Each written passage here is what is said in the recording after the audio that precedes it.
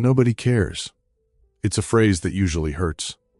We grow up wanting to be noticed. We want the likes, the validation, the pat on the back from our parents, or the nod of approval from our peers.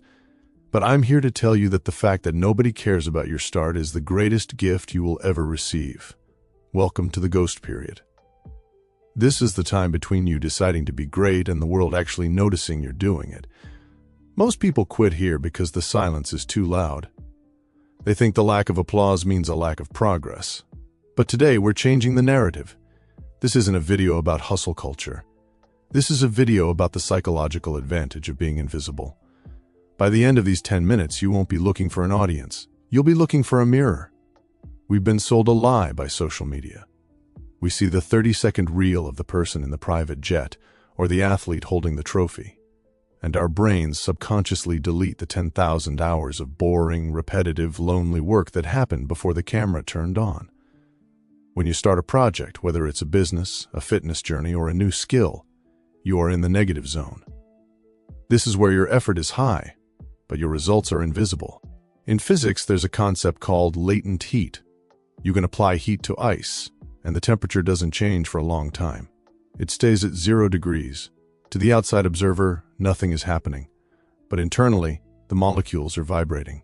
They are preparing for a phase shift. Then, suddenly, at 1 degree, it turns to water. Your work is the heat. The nobody caring part is the 0 degree phase. If you stop now because no one is cheering, you are stopping right before the phase shift. Why is it good that nobody cares? Because you can fail. You can be cringe. You can make mistakes without a headline being written about you. Public attention is a cage. It forces you to keep doing what people expect. But in the shadows? In the shadows, you are a scientist. You can experiment.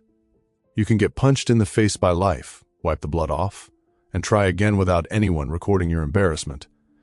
Let's talk about the phrase, do it for you. It sounds like a Hallmark card, but it's actually a survival strategy. If your fuel is external, if you are doing this to prove someone wrong or to make someone proud, your fuel is limited. What happens when that person isn't looking? What happens when you realize that the person you're trying to show up isn't even thinking about you? Your why has to be internal. Ask yourself, if I was the last person on earth, would I still want to be strong? Would I still want to be smart? Would I still want to create? If the answer is yes, you are dangerous. You are unstoppable because you cannot be ghosted by an audience you never needed. Working harder isn't about the volume of the noise you make. It's about the intensity of your obsession when the room is empty. When you work for yourself, you enter the mastery loop. Attempt, fail, analyze, adjust. When you work for an audience, you skip step 3 and 4 to go straight to perform. Performance is the enemy of growth. Growth happens in the ugly, unedited moments. So how do we actually apply this? How do we work harder when the motivation runs dry? Step 1. Kill the announcement. The next time you have a big idea, don't post it. Don't tell your friends. When you announce a goal, your brain releases dopamine as if you've already achieved it. It's a social reality trick. Keep the fire in your belly. Let the results be the first time they hear about it. Step 2. Build a monk mode schedule.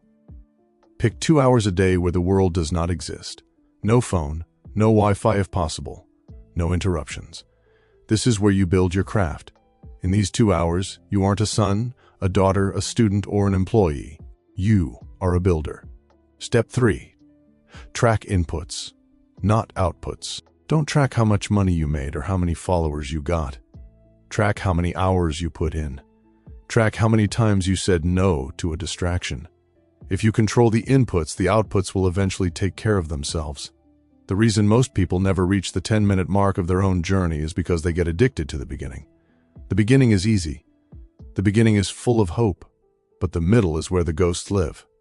The middle is where you have to wake up at 5 a.m. when it's cold and your bed is warm and no one is there to check your attendance. That is the moment where the separation happens. People think talent is the gap between the great and the average. It isn't. The gap is the ability to endure the silence. The gap is being okay with being a nobody for as long as it takes to become a somebody. If you can work with the same intensity when your bank account is at 0 as you would if it was at 1,000,000, you have already won. Because that means you are driven by the work, not the reward. And when you are driven by the work, the reward becomes inevitable. It's just a byproduct. It's a side effect of your obsession. Stop looking at the subscriber count. Stop checking the views. Stop asking people if they think your idea is good. Their opinion doesn't change the quality of your output. Only your focus does. Your focus is your currency. Don't spend it on people who aren't in the arena with you. One day, you will wake up and people will start to care. They will call you an overnight success.